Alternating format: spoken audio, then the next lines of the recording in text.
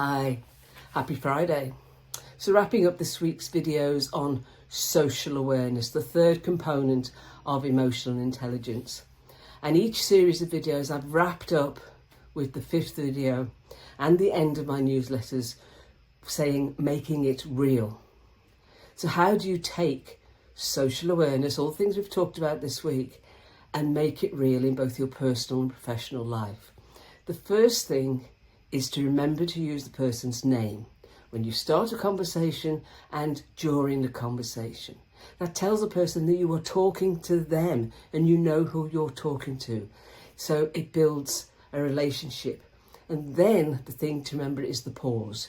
Remembering you're listening to understand, not listening to respond. And that's a human thing that we do. We try and respond to the person and we end up interrupting.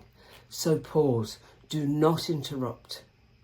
Pause to observe the non-verbal signals, the cues that you're being given. The facial expression, the body language is what they're saying, what they're showing you. And there's also the emotional map. Now, if you Google emotional map, you'll find lots of versions. The one I like, which I've included in my newsletter, is this one from Robert Plutchik. So have a look out for that. So this diagram is from a company called 6seconds.org. There's lots of them around. But Robert Plutchik is a psychologist, and he decided worked out there was primary emotions. And he put them at opposite pairs. So he has joy and sadness on that diagram. He's had fear and anger. He has anticipation and surprise, and disgust and trust. And then combinations of all of those primary emotions result in lots more emotions. So firstly, it's good to understand the spectrum of emotions that you could be sensing in other people. And when you can do that, you can mentally map the sort of emotions that are on display. And then you can physically go away and map them later.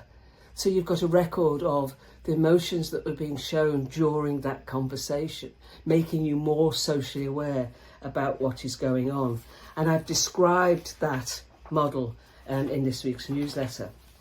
And the other thing to make it real is getting the technique right. Active listening is an art. It's very rare that people do it well. So listen to what you're being told, hear what is being said, remove all distractions, be present and be in the moment. And again, a lot more detail on active listening in this week's newsletter. So next time we'll be talking about relationship management, which you cannot do unless you've got social awareness sewn up. Talk to you soon.